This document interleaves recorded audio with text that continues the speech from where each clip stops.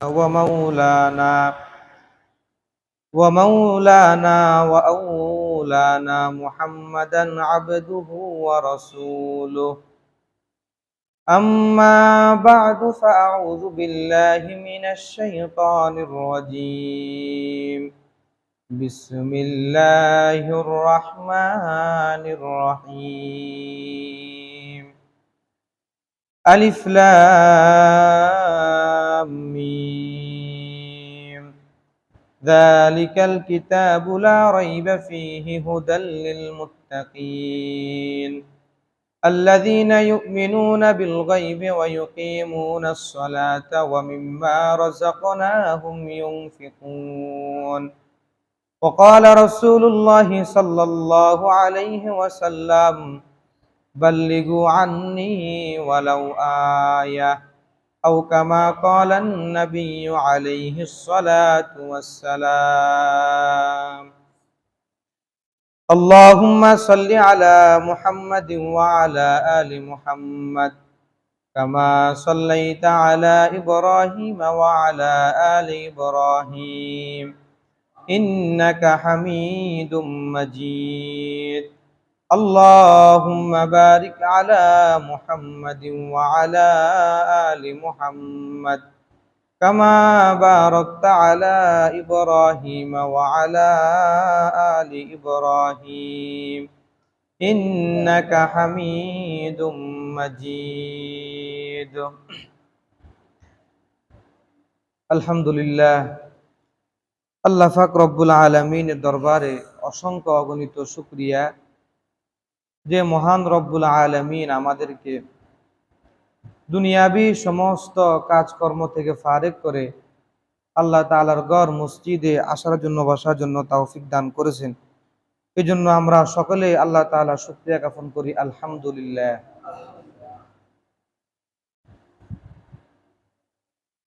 যেহেতু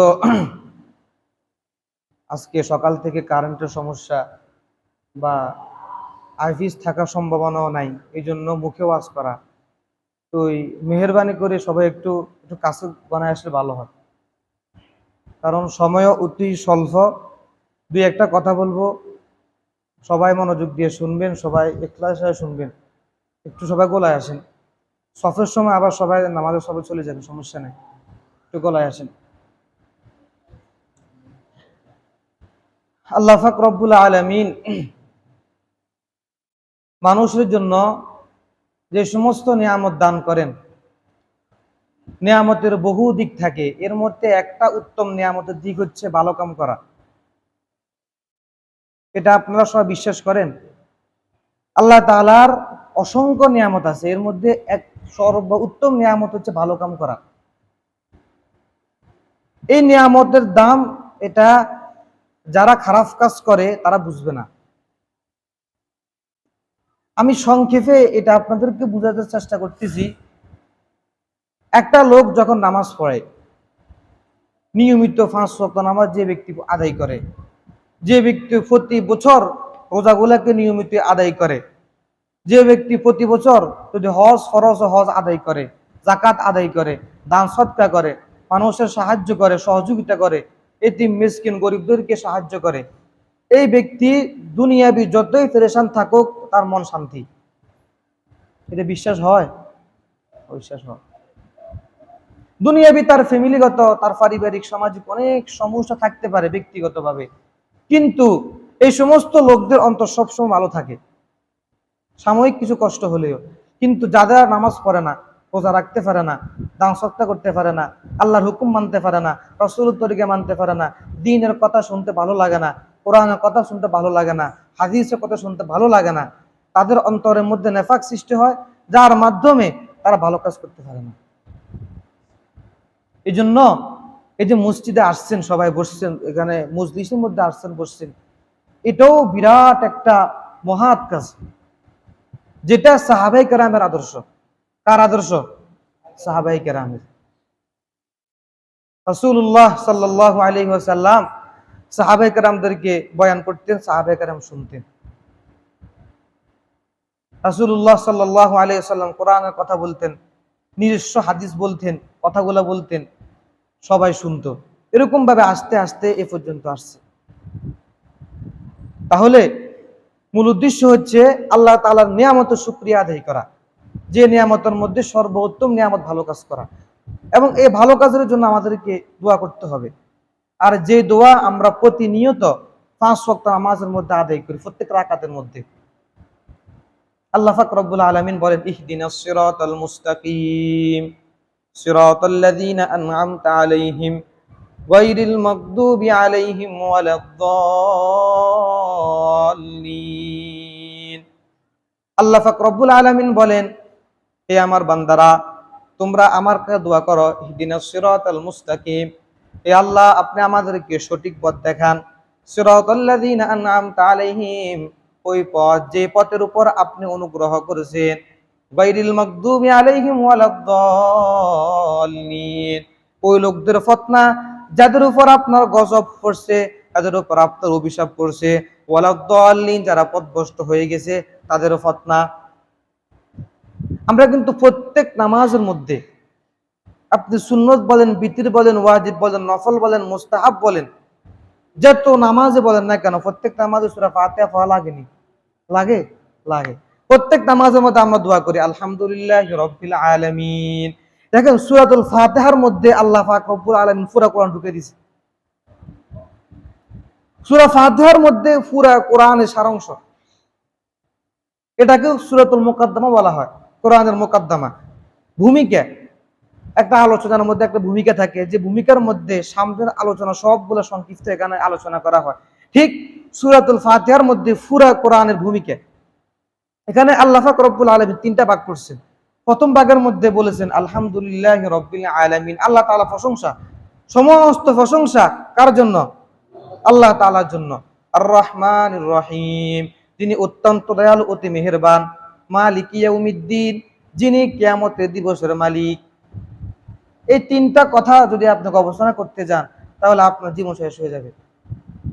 সমস্ত প্রশংসা আল্লাহ তাআলার জন্য। এর মানে কি? মানুষ মানুষকে সাহায্য করে, মানুষ মানুষকে মুহাব্বত করে, মানুষ শুকরিয়া করে, এটাকে বলা হয় শুকর। আল্লাহ শুকরিয়া আদায় করে, এটাকে বলা হয় প্রশংসা, হামদ। আর রহমানির রহিম, যিনি অতি দয়ালু, অতি মেহেরবান। মালিক ইয়াউমিদ্দিন, যিনি কিয়ামতের দিবসের মালিক।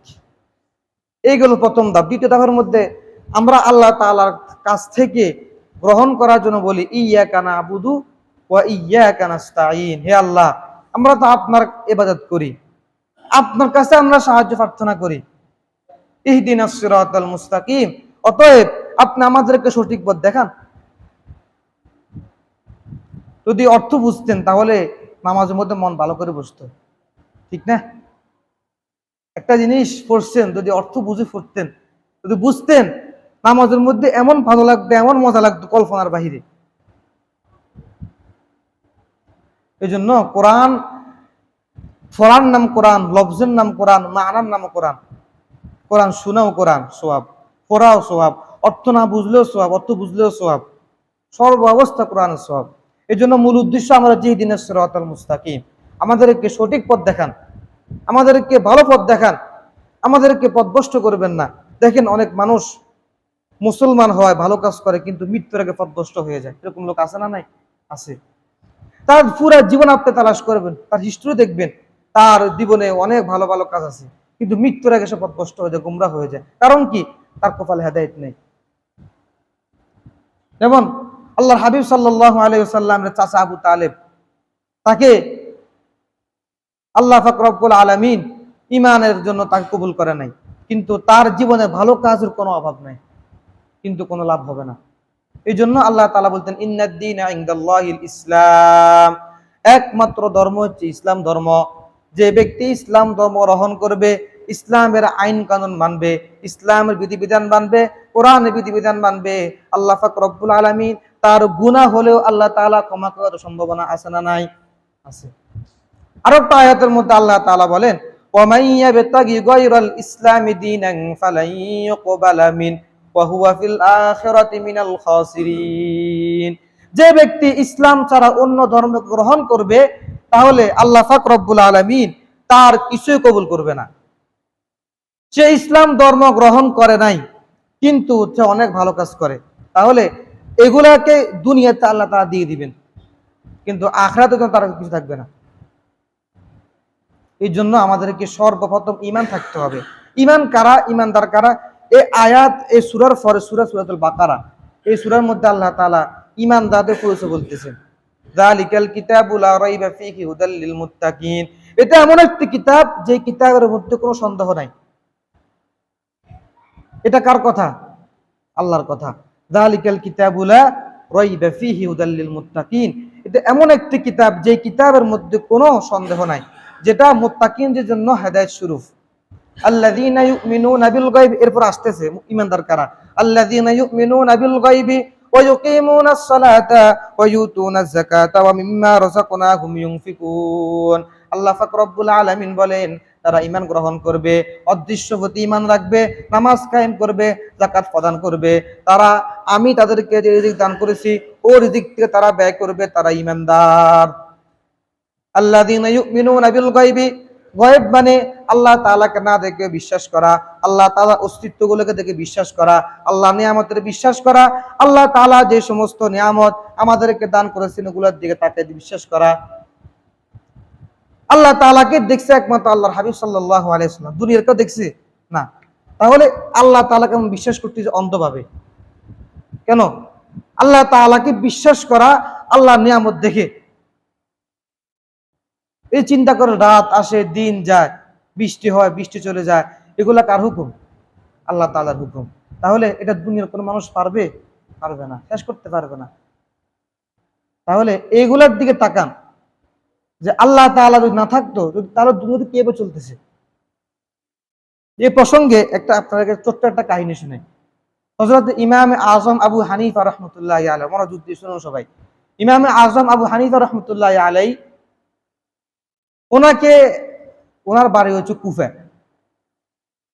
তো ওনাকে একদিন দাওয়াত করা হয়েছে। কেন? আরব দেশের এক বাদশা, তার কাছে এক নাস্তিক আসছে। সবাই মনোযোগ দিয়ে শুনেন। তার কাছে একজন নাস্তিক আসছে, বলেছে যে আচ্ছা তোমাদের আল্লাহদের আছে? ওই বাদশা কিন্তু মুসলমান ছিল, ভালো ছিল, তৎকালে তো তাহাবিনদের জমানা ছিল, খেলাফত বনু উমাইয়া ছিল, তো ওই যুগের খলিফা ভালো ছিল। তখন ইমামে আজম আবু হানিফা রহমতুল্লাহ আলাই তাকে, এটা এটা পরে বলতেছি, ওই বাদশার কাছে এসে বলতেছে যে তোমরা যেন আল্লাহকে মানো, আল্লাহ বিধিবিধান মানো, সবকিছু মানো, প্রমাণ কি? প্রমাণ কি আপনারা কে বলতে পারবেন? হ্যাঁ, প্রমাণ আছে। তো এখন বাদশাহ চিন্তা করছে, ঠিক আছে এই জবাব আমি দিব না, আমাদের একজন বড় ইমাম আছে, তাকে আমি ডাকবো, তিনি এই জবাব দিবেন। তো বলো সময় কখন? তো সময় নির্ধারণ করছে। সময় নির্ধারণ করার পর ইমামে আজম আবু হানিফা রহমতুল্লাহ আলাইহির কাছে এ সংবাদ পাঠাইছে বাদশাহ, যে আপনি অমুক সময় অমুক তারিখে আমার এখানে আসবেন, আমার রাজদরবারে আসবেন।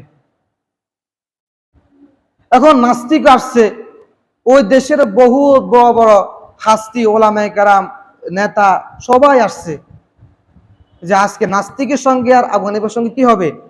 বিতর্ক হবে, আমরা দেখবো সবাই। এখন অনেকক্ষণ হসে গেছে, আসতেছে না আসতেছে না। নাস্তিক বলতেছে, দেখছো আবু হানিফা আমার ভয়ে আসে নাই, আবু হানিফা আমার ভয়ে আসে নাই।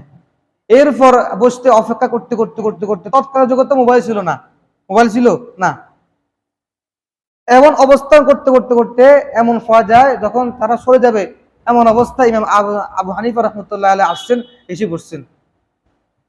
তখন ওই নাস্তিক বলতেছে যে আপনি একজন বড় ইমাম, আপনি একজন বড় আলেম, সাব্যস্ত করেন, কিন্তু আপনি সময় দিয়েছেন কিন্তু সময় মতন আসতে পারেন নাই, তাহলে আপনার কথার কথা ঠিক নেই। নাউযুবিল্লাহি মিন যালিক। আবু হানিফাকে বলতেছে নাস্তিক। আবু হানিফা রহমতুল্লাহ এত বিচক্ষণ মানুষ ছিলেন, তিনি যদি চাইতেন স্বর্ণকে লোহা বানাতে পারতেন যুক্তি দিয়ে, এমন ব্যক্তি ছিলেন আবু হানিফা। তিনি সুন্দরভাবে বিচক্ষণ হাতে উত্তর দিয়েছেন যে দেখো আমার একটা ওজর আছে। কি ওজর? আমি তোমাদেরকে সময় দিয়েছি অমুক অমুক সময় আসবো, কিন্তু আসতে পারে না, আমার একটা ওজর আছে। ওজরটা কি? যে আমি দেখলাম আমি যখন আমার দেশ থেকে আসতেছি, মাঝখানে নদী ছিল, এখন কোনো নৌকা নাই, কিছু নেই, কোনো নৌকা নাই, কিছুই নাই, আমি আসতেছি।